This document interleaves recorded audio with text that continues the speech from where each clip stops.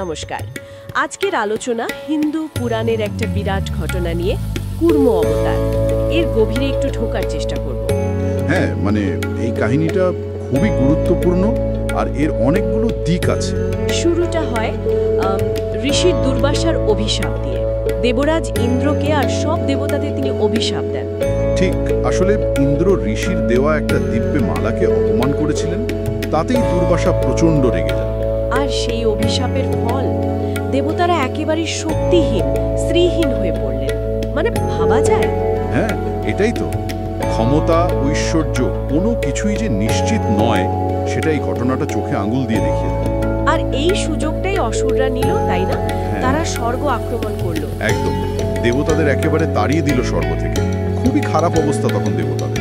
তখন তো তারা নিরুপায় হয়ে ভগবান বিষ্ণুর কাছে গেলেন, শরণাপন্ন হলেন। হ্যাঁ, বিষ্ণুই তখন পরামর্শ দিলেন সমুদ্র মন্থনে।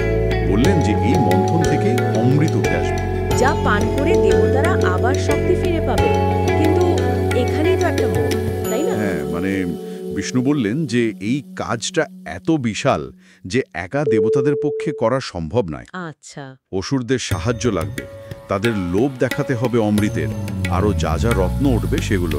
বাহ, শত্রুকেও সাথে নিতে হচ্ছে। এটা কিন্তু একটা দারুণ কৌশল। অবশ্যই, বৃহত্তর লক্ষ্যের জন্য অনেক সময় এমনটা করতে হয়।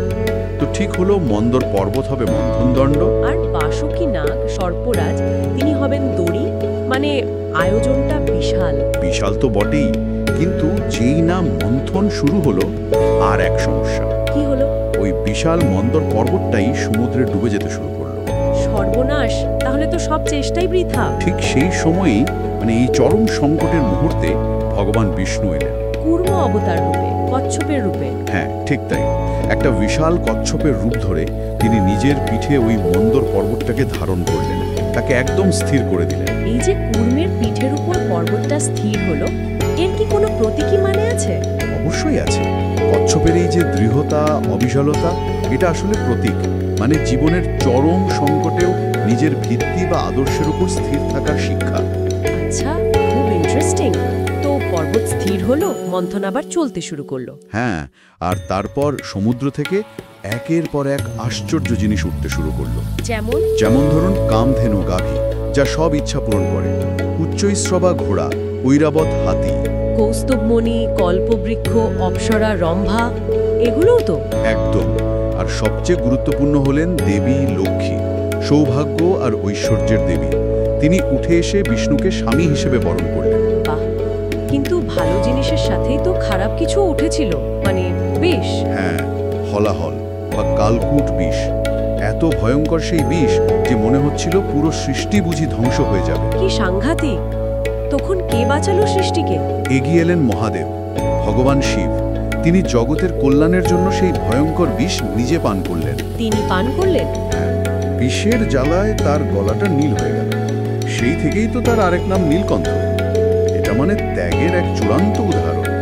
সত্যি, নিজের জীবন বিপন্ন করে সৃষ্টিকে রক্ষা করা। আচ্ছা, বিষের পর্ব তো মিটল, তারপর অবশেষে উঠে এলো সেই অমৃতের কলস, যার জন্য এত কিছু। হ্যাঁ, শেষ পর্যন্ত। কিন্তু অসুররা কি সহজে ছাড়ল? না না, যেই না কলসটা উঠে এলো, অসুরা প্রায় ছোম মেরেই সেটা নিয়ে নিল দেবতাদের কাছ থেকে। আরে, তাহলে তো সব পরিশ্রমই চলে গেল।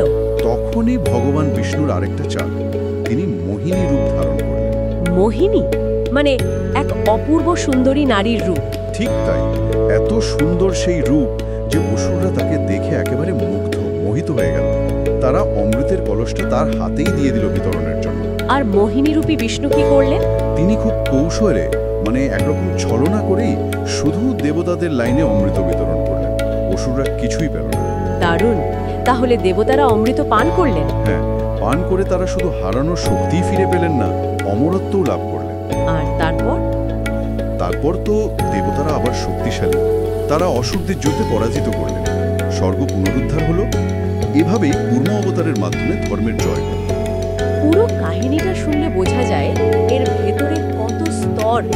ঠিক, যেমন ধরুন এই যে সমুদ্র মন্থন, এটা আসলে জীবনেরই একটা প্রতিচ্ছবি। আমাদের জীবনও তো ভালো মন্দ, সুখ দুঃখ সবকিছুই মন্থন হয়ে উঠে আসে। জ্ঞান বা অমৃত লাভ করতে গেলে বিষ বা বাধার সম্মুখীন হতেই হবে। একদম। আর কুর্ম অবতার শেখায় সেই বাধা বা সংকটের সময় ধৈর্য ধরে স্থির থাকতে, অবিচল থাকতে, কচ্ছপের মতো সহনশীল হতে। আর দেবী লক্ষ্মীর উত্থান, সেটা কি শুধু ধনসম্পদের প্রতীক? না, শুধু সেটা নয়। ওটা আসলে বোঝায় যে প্রকৃত ঐশ্বর্য শুধু জাগতিক সম্পদে নয়, জ্ঞান, গুণ আর আধ্যাত্মিক উপলব্ধিতেও আছে। তাহলে মোদ্দা কথা হলো, কুর্ম অবতারের কাহিনী আমাদের জীবনের নানা উত্থান পতনে স্থির থাকা, ভেতরের শক্তি আর আধ্যাত্মিকতার গুরুত্ব শেখায়। ঠিক তাই। ত্যাগ, কৌশল, অবিচলতা, এই সবগুলোই খুব গুরুত্বপূর্ণ শিক্ষা। শেষ করার আগে একটা প্রশ্ন আসছে মনে। আচ্ছা, দেবতা আর অসুর, তাদের উদ্দেশ্য ছিল একেবারে আলাদা। তারা একে অপরের শত্রু।